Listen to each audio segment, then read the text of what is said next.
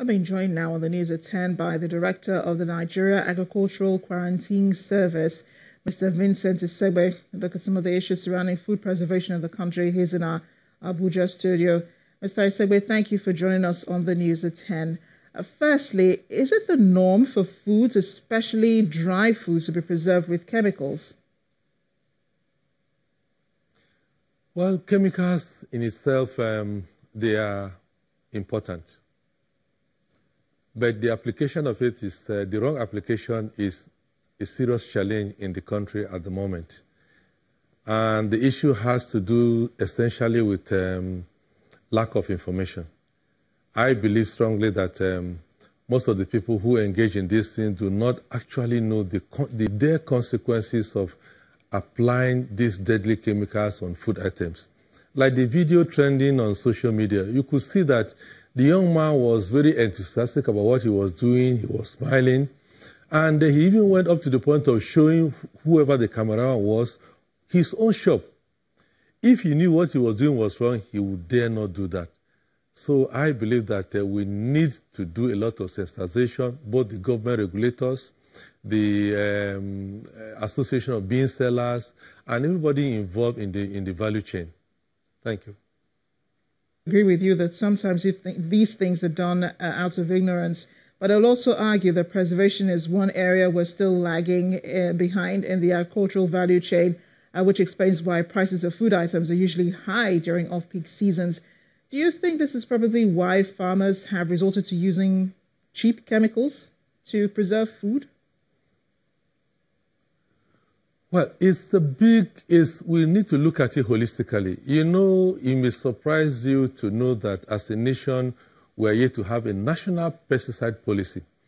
That is what the Nigeria Agricultural Quarantine Service has advocated for, and we have engaged other regulatory agencies. For now, we have a draft copy, and we are almost finalizing it. What that means is that as a nation, we should have how we produce the chemicals, who sells it, how it is stored, who applies those chemicals to agricultural produce, what type of agricultural produce should those chemicals be applied on. All those things will be stated clearly in the national pesticide policy. In other countries, if there's no policy, they won't sell those chemicals to you. The only grace we have in this country is that we have a group called the Crop Life Nigeria, which are part of International Crop Life, and they are a repository for these agrochemicals. And I think it's by their grace, so to say, that some of these chemicals come into the country. But that should not be left to them alone. We, as regulatory agencies of government, should have a very strong role in controlling these chemicals. Yes, we have issues with storage of agricultural produce. The quarantine service is working on what we call the biodegradable pesticides. These are the ones that are not synthetic. They can be broken down into harmless products and for use in the country. This will take some time. Yeah. We are being approached by some companies that say they have some of these organic or biodegradable pesticides, which we have to inspect and certify and know actually that they can serve the purpose for which they have brought them up for. So we'll look at all those things while the research on those biodegradable agro-pesticides is going on. We'll look at available sources that they say is in the market, and if those meet our needs, we'll begin to use them while we continue with our research. But the fact you mentioned is true. Yes, we have issues with storage.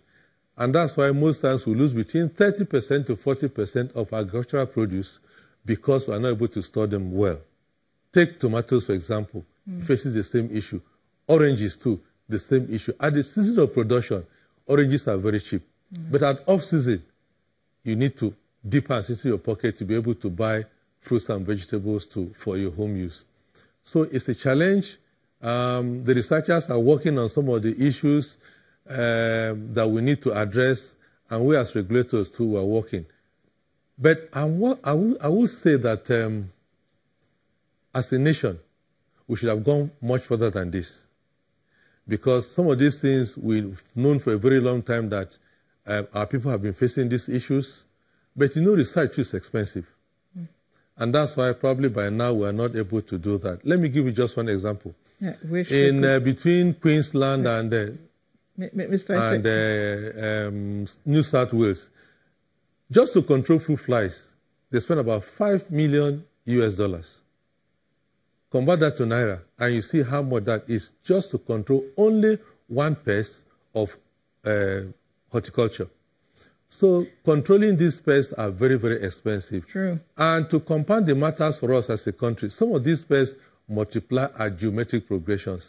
A very serious problem indeed, Mr. Isegbe. I wish we could talk some more about it. So many questions to ask, especially how to protect the consumer and how the consumer can detect foods that have been preserved with these chemicals. But thank you so much. This is as far as we go on the News at 10. Appreciate your thoughts and, of course, your analysis. Thank you.